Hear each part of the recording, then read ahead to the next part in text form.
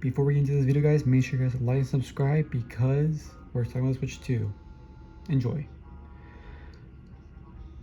For 8 years, Nintendo has been on top with their well-priced Switch, which cost around $300, and their great and consistent game releases, especially 2018 being one of the best ones, the best year for the Switch, and a reputation that most game companies dream of.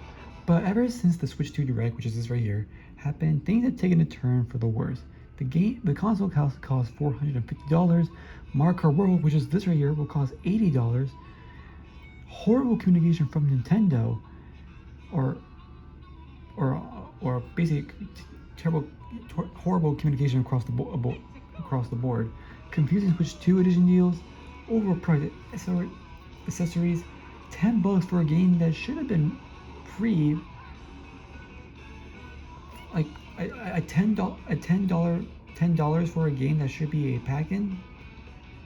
Like, you know what I mean? Like, a game. You guys know what I'm talking about. That game. You know what I'm talking about?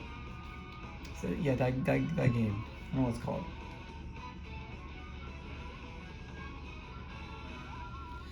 Like, literally a $10 game. $10 for a game that should be for pack-in. Like, I understand. Did a new Nintendo take over? No, I know that. I know. This is the usual. Nintendo just recently sold us a $100 alarm clock, $7 for cardboard, and have dropped game vouchers and gold coins and seemingly no reason. This has to be some of the weird time for someone like myself, and not used to see so many people complain about game prices coming from Nintendo. And I can sympathize with the frustration. The economy is in rough shape right now, and I don't see a lot of people that I know, even personally, that will be getting one. But now that time has passed, I want to sit down and really try to analyze if the Switch 2 is gonna actually flop, or if the internet's just been overreacting. So let's see if it flops, just like some of the songs that came out in the past month or two. And anyway, let's break it down to each category here. Starting with 80 games. Before I get into this, I want to say that I will be talking about US game prices only. I know the Switch 2 and its games are different in other countries, but I'm not from those places, and I don't know the average income anywhere else besides here, so I won't be talking about them. The $80 price tag has been talked about to death at this point, but it really makes a bold statement. Nintendo is willing to sacrifice the quality of the game sales and squeeze more money out of each person that buys the game. You know, Nintendo was nervous and scared about doing this because they didn't want to bring out the price, and they didn't bring out the price in direct. Typically, they are confident and share with us. They share with us, but at the same time, has Nintendo and most AAA game studios already been charging over like $60? Let's be real here. If you're watching or listening to this video, odds are you probably paid over $80 for at least a couple Switch 1 games and didn't think twice about it. Well, let's take some games for example. Super Smash Bros. Ultimate, the number one fighting game and I think one of the best selling games on the Switch. How much it costs? It will cost us $60. It's insane volume for how much it is. But don't forget, there's the Fighter Pass, which costs bucks. There's second Fighter Pass, which is $30. That's $115. Oh, the Mii Fighters, which cost 75 cents, which is pretty good. However, there's 52 bundles, so if you want to get them all, it will cost $39. So really, the full game costs $154. Okay, let's do Market Deluxe. It costs $60. Oh wait, the Booster Course Pass costs $25. So the game actually costs $85. That's a little more expensive than Mario Kart World.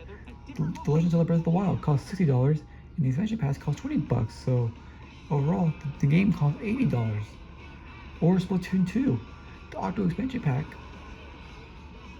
actually costs $80. Splatoon 3 costs $60, and with the expansion pack costing $25, the game's actually $85. Animal Crossing New Horizons, it costs $60, but with the DLC package, it actually costs $85. Pokemon Sword and Shield, it costs $60, but with the expansion pack, it costs $90. Pokemon Scarlet and Violet, it costs $60, but with the Treasure Arena Zero DLC, it costs $95. Captain Toad Treasure Tracker adds in special episode pass for $6, making the game $66. Xenoblade Chronicles 2 with the expansion pass costs $90. And Xenoblade Chronicles 3 with the expansion pass, it costs $90. And I think you get my point now. Now, obviously, not everyone is buying this stuff, but I think it's important to point out that we've already shown Nintendo that we are willing to dish out $80 bucks per game. And of course, there's been a difference between paying extra for DLC and paying $80 for just a base game. But that's not the point. The matter of fact is that we've shown Nintendo that we're willing to dish out $80 games for just one game. Or, yeah, basically. Nintendo's simply taking advantage, and it just hasn't been in our faces until now. And look, I'm not justifying the $80 price tag. I'm just saying that a lot of us are already paying these high prices, but just in the form of multiple payments. Now, of course, some of these DLC packs are already included for free in Nintendo Switch Online expansion, but it's not free. You are actively paying a subscription for DLC that you won't own if you stop paying the subscription. So it is really a deal at the end of the day. You know, it's kind of funny because I remember when Nintendo first introduced DLC back in like the early 2010s, people were out of their minds, just like they are with $80 games. But now people beg Nintendo for DLC, and I can't tell you how many people, including myself, that want Nintendo to release DLC packs for games like Super Mario Bros. Wonder, Tears of the Kingdom, and Mario Odyssey. Like I said, we could not possibly be into them more to raise the prices. We've been trained to want DLC. We might soon be trained to buy $80 games. And now that we've seen the Mario Kart World Direct, we have a pretty good idea of what all the content that's included in the game. I'm personally super excited to play it, but it also doesn't just do anything new and anything in the racing sphere. So I can see a lot of people willing. I can see a lot of people willing to buy this one or just not getting it at all. Like either not getting it at all or wait after a month when it comes out. Now let's go over to my next topic. The dawn of $10 pack-ins. The decision is just a pure greed on Nintendo's part. The Switch 2 Welcome Tour game is not worth $10. It's not even worth $5. There's no reason they could have packaged this in with the Switch. I seen a lot. Now I actually got a chance to I'm not getting a chance, but I actually got to see this game and how it works, and it's a tutorial. When the Switch 2 comes out, I'm gonna check. When the Switch 2 comes out, I'm gonna like check the entire thing and see what it all has to offer.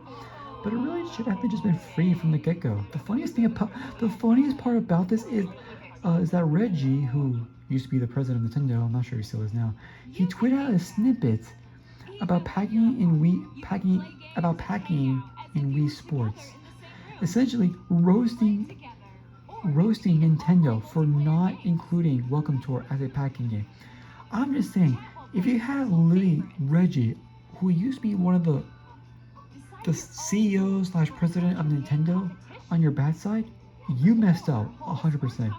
Even the PS5 at its cost includes Astro's Playroom, an actual proper game that takes a few hours to beat. Now let's go over my next topic here. And here's the game here. Yeah, it's not free. Sorry, this game's not free. Sorry to ruin it for you guys. It ain't free. But my next topic is going to be the Switch 2 accessories. Now, these are actual painful costs that I'm not seeing a lot of people go over. And they got even more expensive recently because of the unpredictable market that's currently happening. Or Nintendo's just taking advantage. They don't actually matter to them. I imagine a lot of these extra things aren't going to be purchased because of the upfront cost that already exists for the Switch. In just a couple of games. For one, we got the Switch 2 Pro Controller. Cost $85. Which the original Switch was only $15 more than... Which this is only $15 more than the Switch 1 controller. So it's not the most ignorant price increase. But then you got the Joy-Con 2 controllers. They cost $95. That's $15 more than the original Switch Joy-Cons. Which is insane, just for a controller. The greater cost, however, is the Switch 2 dock. It costs $120. This is $30 more than the original one. Why would anyone get a second or third one? It's just for the sake of convenience. I can't imagine these standalone docks are going to sell that well. I do have a couple Switch 1 dogs in random places around my house, and I bought these things solely because how spendy they are. I don't see myself getting more than maybe one extra dog. The cost is just absurd. Again, the point of Switch 2 is to be more premium, and it definitely is, but these prices are probably not going to end up selling a lot. If I'm going to be honest. This is no. Now let's go over my next topic. The $450 Switch 2. Honestly, I don't think this price is that reasonable, especially considering how powerful the Switch 2 truly is. I think what's really surprising with all of this is that Nintendo is known as the value brand. People don't expect top of the line graphics from Nintendo, and yet they decided to focus on that for the Switch 2. They decided to do that for the Switch 2. What I found so interesting about this approach is that this is literally exactly what everyone was asking for. Yeah, for the past 2 years, everyone was begging Nintendo, please don't make a gimmicky console. Just make the Switch again, but more powerful. And bygone, they did it. They actually did it. They listened. But them doing that comes at a cost. And I think it's a cost that its fans weren't ready for. 4K output with HDR and 120 FPS on the tablet isn't cheap to produce. But real quick, I want to say, if you got far in this video, make sure you guys like, subscribe, because we are halfway done, and you'll understand why if the Switch 2 flops or no. Just like a song that has been out for like 3 weeks or 3 months and has not been recognized at all. Like at all. Like at all. So yeah. So we're halfway there, guys. We're halfway there. We're halfway done with this video. Start with the next topic, the Switch 2 edition games. It's kind of amazing how much Nintendo has tripped over their messaging just trying to talk about Switch 2 edition games. You would think it'd be simple, but Nintendo made it really confusing and shared tiny pieces of information as the following weeks have gone by. The best way to boil it down is the cost for each upgrade is split into 3 tiers. A Switch 2 edition game is either free, $10 or $20. The free games will get upgrades on performances and might add extra features like Game Share. These include ARMS, Captain Toad Treasure Tractor, Super Mario Odyssey, Super Mario 3D World, Clubhouse Games, Link's Awakening, Echoes of Wisdoms, Game Builder Garage, New Super Mario Bros. Deluxe, Pokemon Scarlet and Violet, and Big Brain Academy. I'm glad I did a nice check of first-party games are getting these updates to begin with, especially Scarlet and Violet, since that one runs so badly. and I imagine more are on the way too. I'd like to see Age of Calamity and Xenoblade Chronicles titles in these performances, in these performance updates, as a couple examples. But then we get to the $10 upgrades, or the ones that come included with the Switch Online expansion pack. What's been confirmed is Breath of the Wild and Tears of the Kingdom. The graphics are improved, and you also get to use the new Zelda Notes app, which has a large variety of features, which is neat. This is neat. And it's also free of charge. I don't really know if this warrants the extra $10. As for the app, do people really want to go back and forth between using their phone as a GPS and playing the game? This doesn't sound that fun if you ask me. They also added the option to share items and auto-build, which is cool, but why wasn't this just built into the game itself? What's insane though is that the Switch 2 edition of Breath of the Wild doesn't come with DLC, which means that if you don't own the game and want the DLC, you'll be paying $90 for the entire game. Now I'm sure most people outraged by this already have to have DLC, but even still, this is just mean. We all know deep down that Nintendo is just a corporation like the others. They don't actually care about us. But can you not throw at least this bone? Like really, pretty much every video game that has ever had DLC that gets a re-release includes DLC. It's crazy they aren't doing that with a game that's this old.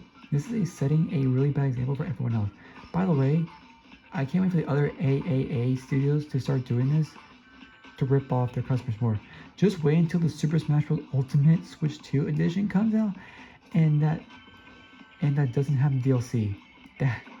That's gonna be the one heck of a show.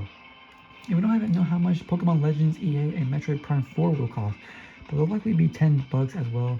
Metroid Prime 4 adds the mouse support and different display options, which I guess I can understand the reason to pay extra for that. Pokemon, on the other hand, doesn't make sense to me.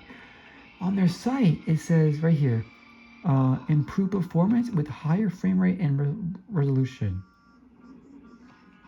Okay, why isn't this a free upgrade with the other games? Oh right, because it's Pokemon and it will sell more, well no matter what. Got it. That's just wonderful. But then we have the $20 upgrades, and honestly, I think these are priced fine. Super Mario Party Jamboree and Kirby the Forgotten Land with brand new content on top of improved visuals. Super Mario Party Jamboree adds in a bunch of new minigames and uses the Switch 2 camera, and also adds a couple extra modes with the mouse controls and microphone. It's nothing too crazy, but it's a lot of effort for what it's worth. Then Kirby in the Forgotten Land has a new story mode. So out of all these games, I think these two games warrant the extra price tag. The extra price tag out of them. Now let's go on to my next topic, the C button. I don't have much to say about this, but the C button is one of the most underwhelming features that the Switch 2 has. It is literally just voice chat with super laggy game share and face cam capabilities. I still can't get over this. It looks exactly like Discord when you're screen sharing with someone else. I mean, they even copied the green border when someone is talking. This will be fine enough addition to the console, but it's going to cost money. That's right. Starting in March of 2026, you will only be able to use the voice chat if you pay for the Switch Online membership. While I'm sure a lot of people already pay for it and won't think twice, that means the C button is a paid button. This is stupid, as forcing people to pay for voice chat has completely killed your opportunity for people using it for most of the Switch 2's life. People will just continue to use Discord to communicate because it's free. This is such a huge misstep that is just baffling. I understand. Benefit exclusively on Switch 2. Please take a look at this. The next topic I want to go over is the Amiibo price increase. Amiibo originally released at $13, which was a sweet price for how small these figures were. A few years later, they got a price increase for $16, outside of a few exceptions, and it stayed that way for a while, at least until now, because Nintendo's newest line of Amiibos are now $30, with the Street Fighter ones being $40. And I'm a guy that honestly likes. I'm a guy that I'm a guy that likes like every single Amiibo. I like them. I like them all. I like every single one of them. And I actually have a few of them. And like, you might as well get a larger figurine for about the same price, honestly, or the same cost, like whatever. You know, but we're winding down here, guys. The next topic I'm gonna go over is something that I can't believe I'm gonna be talking about, but I'm gonna talk about, which is the economy. Yep, something that's happening in real life. But this will be the only time I'll be talking about the economy. So y'all better be happy that for once I'm talking about the economy. Yes, I'm talking about something that's been going around the world, and it's talking about in like political stuff, sort of. So yeah, look, if you're an adult or becoming an adult, which is me, right now you've already know how hard it is to just get by these days.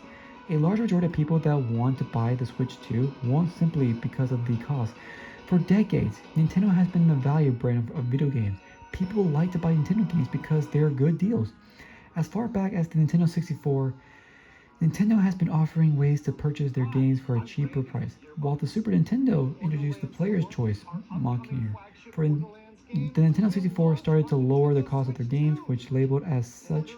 Nintendo 64 games that cost around $60 at the time, but the Player's Choice cost $40. The GameCube had the same thing. It cost $30, but the Player's Choice cost $20.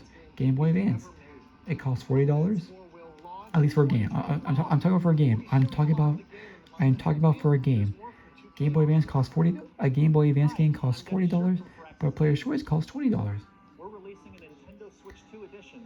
This was a rebrand to Nintendo Selects during the Wii era, which cost a game will cost $50, but Player's Choice costs $20. 3DS also had this. A game will cost $40, but Player's Choice will cost $20.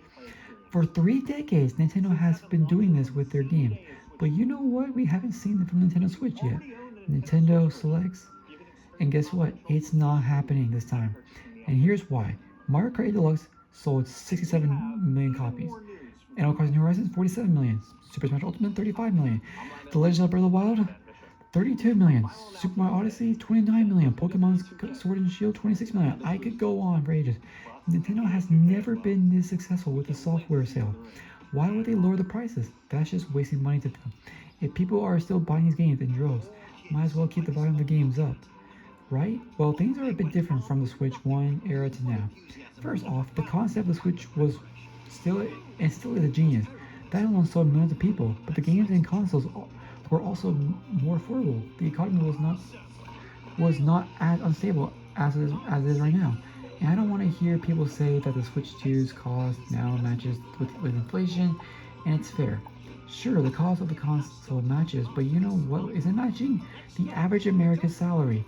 The median household income as of 2025 ranges a lot, but the majority of people are making around $75,000 to $80,000 a year. That equates to around $6,000 to $7,000 per month. Sounds like enough money to buy a Switch 2, right? Well, we do have to pay to live somewhere, so let's talk about that briefly. Let's talk about that. If you want to buy a house, the average price is about $360, which is with a 6% interest. So let's say if you bought a house on a 30-year loan for $300,000 at 6%, and your down payment was 10%, that'll make your mortgage payment, including property tax, insurance, and HOA fees, to be around $2,000 a month. Let's go back to the average salary, and yeah, the mortgage payment alone chews up a massive chunk of money. And that's before paying for food and all the other bills we've got, you know. But what about renting? Well, that's currently around $16 to $1,700 a month. So while it is cheaper, it's still spending, and you don't bill equally or quickly.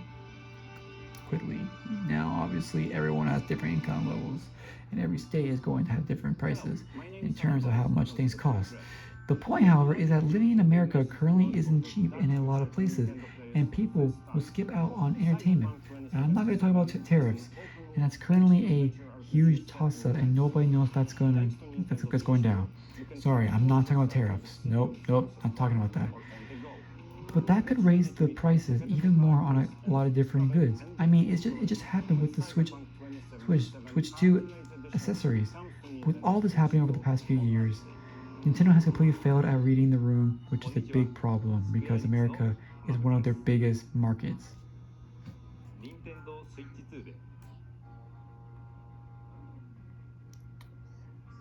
Now last, but certainly not least, the last question.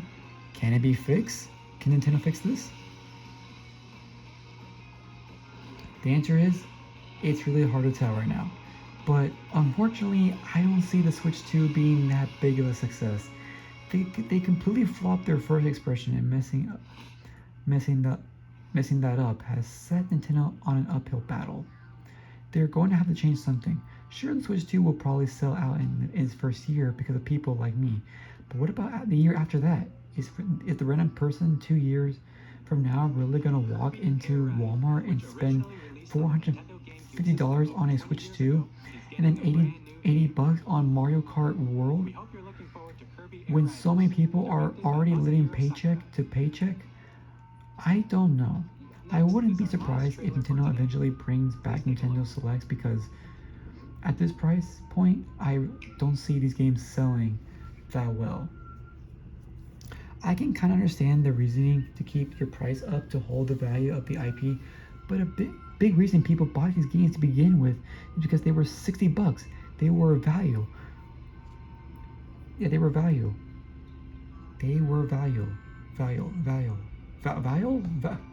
Sorry, that's Nintendo's reputation. And here they are just slowly throwing it away. Look, I'm still really excited for the Switch 2. Don't get me wrong, the games look incredible, and I'm going to be playing them regardless of the cost. But that's just me, and probably the people watching a video like this. It'll be very interesting to see how Nintendo is going to do in the Switch 2 generation, because they're taking a big risk of alienating a lot of their customer base. And I should end things by saying, hey, if you're okay with the prices, then more power to you. Whether you're buying a Switch 2 or not, there's no right or wrong opinion or option here. Everyone has different preferences when it comes to buying wants and power. And with all that, thank y'all for watching. I'll be back very soon. So, is Switch 2 gonna flop? I don't know.